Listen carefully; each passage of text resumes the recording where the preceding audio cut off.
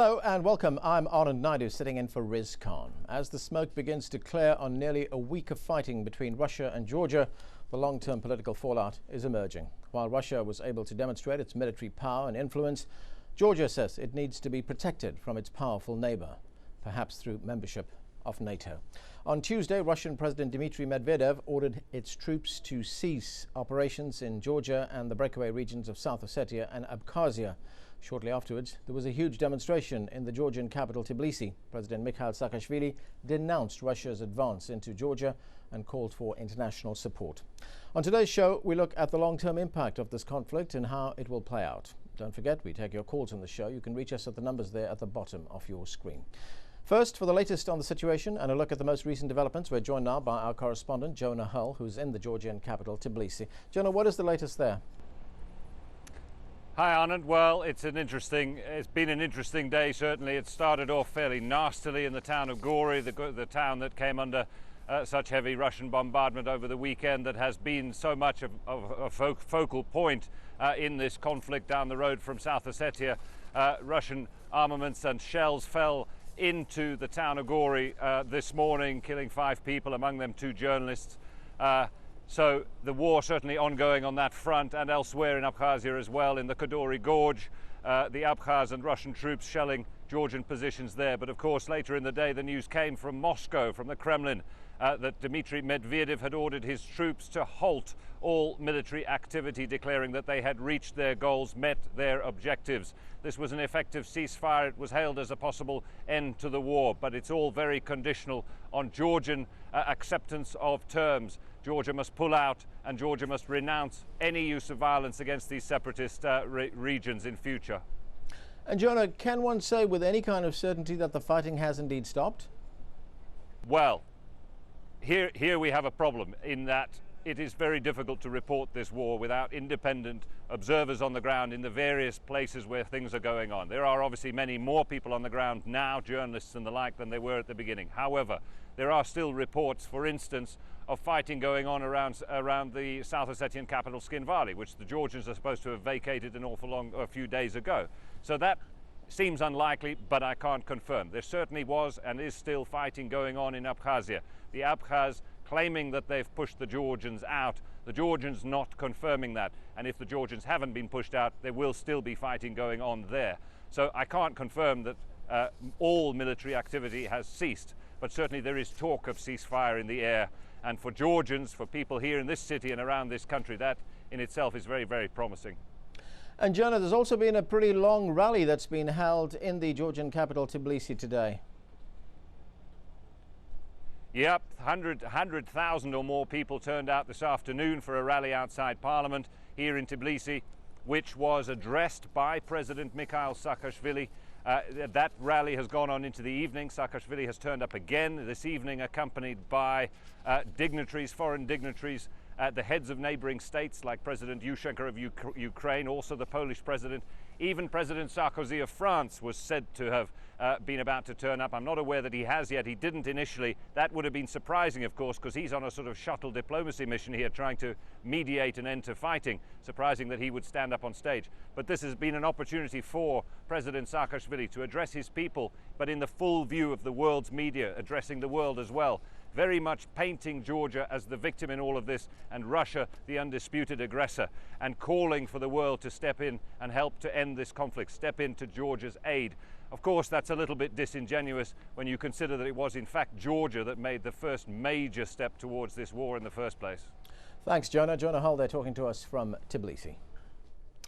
Now on to the discussion, and to discuss the implications of the last week of fighting in Georgia, I'm joined from New York by Nina Khrushcheva, who is an associate professor of international affairs at the New School. She is the granddaughter of former Soviet leader Nikita Khrushchev.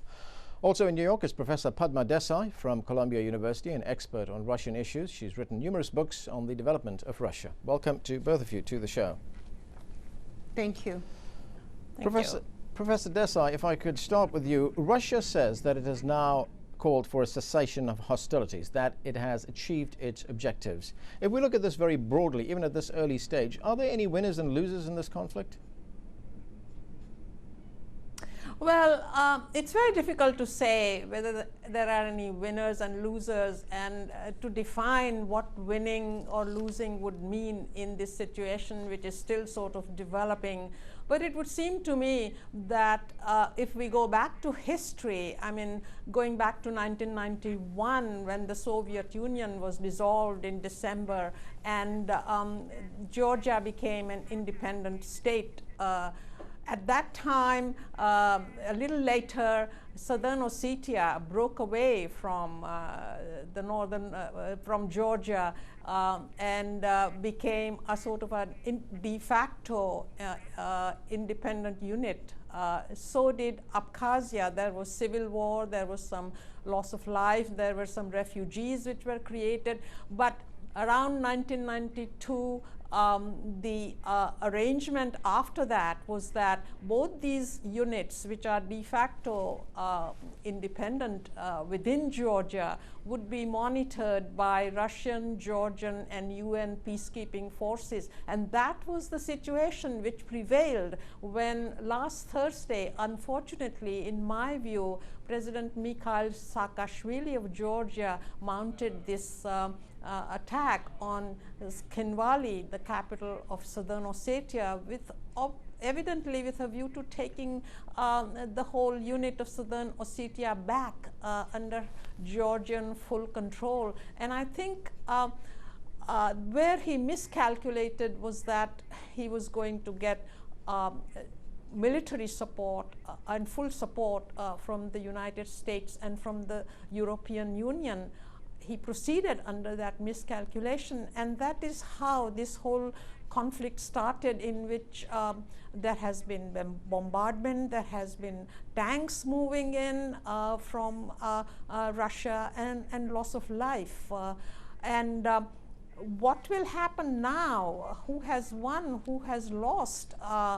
It would seem to me that while the conflict in Southern Ossetia seems to have ceased for the moment, in Abkhazia, which is on the Black Sea, probably the Russians would demand, when we look at their objective, that the Georgian military units in the Kodori gorge get out from that unit, and therefore the Abkhazia be brought under effective Russian control. I think that would be the goal of the Russian leadership. Yeah, as our correspondent pointed out there, that call for a ceasefire was very conditional as far as the Russians were concerned.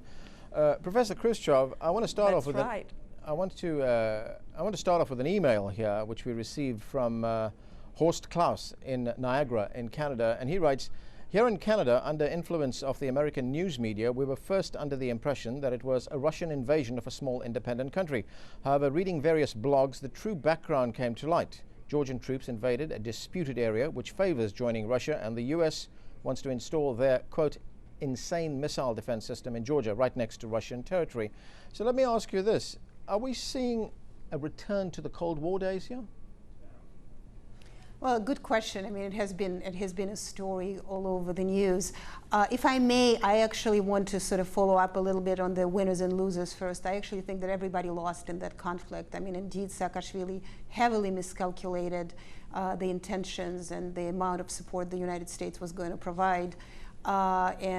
George Bush did appear quite incompetent and unable to influence his good friend, or used to be good friend, Vladimir Putin, and Russians showed themselves the regular invaders all around the world. So basically, I think that all sides lost, at least in the court of public opinion, and the lost life is also very important. As for the days of the Cold War, Saakashvili certainly wants to portray it so. Because as you may remember, on Friday morning when the Russians went in to defend, as President Medvedev at the time said the citizens of Russia, because a lot of South Ossetians, 90% of South Ossetians indeed do have Russian passports, Saakashvili already then, ignoring his own actions on Thursday already then was saying, oh, it's the repeat of 1956, it's the repeat of 1968. That's when the Soviet Union went into independent countries like Hungary and Czechoslovakia with the tanks, and Russia wants to crush democracy. And I think that actually on Thursday and Friday, one would say that the Russian actions were sort of justified, but Saakashvili already had his own very, very kind of important for him propaganda message that Putin, unfortunately, and President Medvedev, unfortunately, although I do think it's more Putin war than it is Medvedev's war,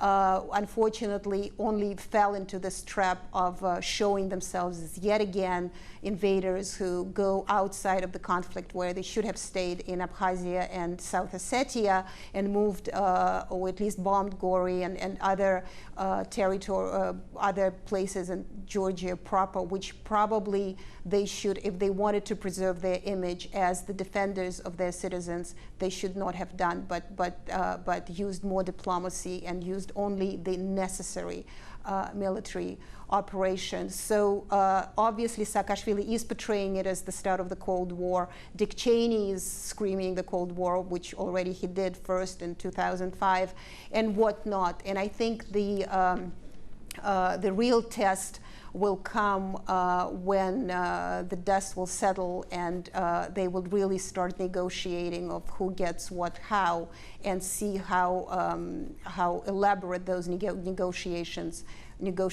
would be, whether they would be able to overstep this sort of hostility and propaganda that is very reminiscent of the days of the Cold War, and I would say the Cuban Missile Crisis, in fact.